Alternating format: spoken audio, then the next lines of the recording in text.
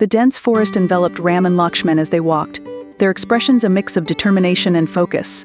Ram, holding his bow with a steady grip, kept his gaze fixed ahead, scanning for any sign of Sita. Behind him, Lakshman followed closely, his sharp eyes moving across the surrounding trees and undergrowth, ever watchful for danger. The forest began to change. The vibrant greenery gave way to darker, more menacing terrain. Twisted trees cast long, eerie shadows, and the air grew still, heavy with a sense of foreboding. Their mission's gravity weighed heavier with each step. Suddenly, Ram stopped. A faint glimmer on the forest floor caught his attention. Kneeling, he picked up a delicate anklet one he recognized as Sita's. His expression softened for a fleeting moment, but resolve quickly replaced it. Lakshman, standing beside him, spoke in a quiet yet firm voice. "She left this for us, brother. She knew we would come." Ram's gaze lingered on the anklet before he replied, his voice steady. "She has faith in us, Lakshman. We will bring her back." They pressed on, the silence around them growing more oppressive.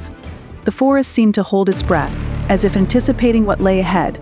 Then, without warning, the path was blocked by a monstrous figure. Kabandha, a demon of grotesque proportions with enormous arms, loomed before them. His deep, booming laughter shook the ground. "So, 2 travelers dare enter my domain?" Kabandha mocked, his voice dripping with malice. "Your journey ends here." Ram stepped forward, calm and unshaken. "Step aside. We have no quarrel with you." But Kabandha only roared with laughter, his grotesque face twisting with amusement. In a flash, he lunged, his enormous arms crashing through trees like they were mere twigs. Ram and Lakshman moved with practiced ease, dodging the demon's attacks and readying their bows. The forest erupted into chaos. A rose flew, striking Kabandha, but the demon seemed unfazed. Ram, his voice calm amidst the turmoil, called out to Lakshman. "Aim for his heart, Lakshman. Strike where his power resides."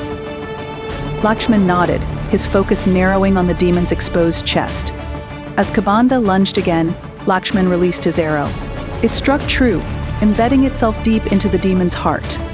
Kabandha let out a deafening roar, his massive frame trembling. But instead of rage, his voice now carried a tone of sorrow and regret. "You have freed me from my curse," Kabandha said weakly, collapsing to his knees. "I was once a celestial being, cursed for my arrogance. Now I can guide you." As light began to emanate from his wound, Kabandha's monstrous form started to dissolve. His voice, now filled with humility, spoke his final words. "Seek Sugriva, he will help you." With that, Kabandha's form vanished into golden light, leaving the forest silent once more. Ram and Lakshman exchanged a glance, their determination renewed. They continued their journey, the landscape changing from dense forests to rocky, mountainous terrain. The cries of distant birds and the faint roar of rushing water guided their way. At the base of a towering mountain, they encountered a simple forest dweller, Hanuman. The stranger observed them carefully before stepping forward and bowing respectfully. "You seem like noble warriors," Hanuman said, his voice humble. "What brings you to these lands?" Ram's calm but commanding presence shone through as he answered, "We seek Sugriva, the one who can help us find my wife, Sita, taken by Ravana." Hanuman's eyes widened as recognition dawned upon him. Folding his hands in reverence, he introduced himself. "Forgive me, noble ones. I am Hanuman, a servant of Sugriva. I shall take you to him."